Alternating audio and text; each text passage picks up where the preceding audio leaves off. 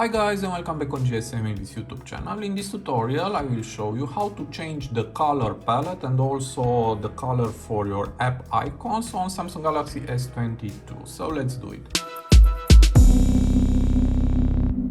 So to do that, just push it long on your home screen and here we have wallpapers and style. Press on this and if you go down we have here color palette. Press on this.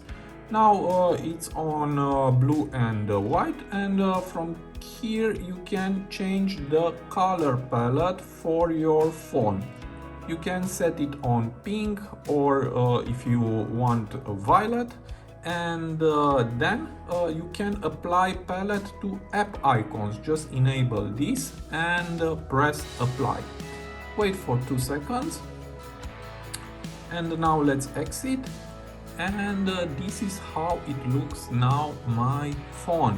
As you can see, the icons are violet, and if we go to the top bar, also here we have the icons on violet, and I think that this is a nice choice if you want to custom your phone.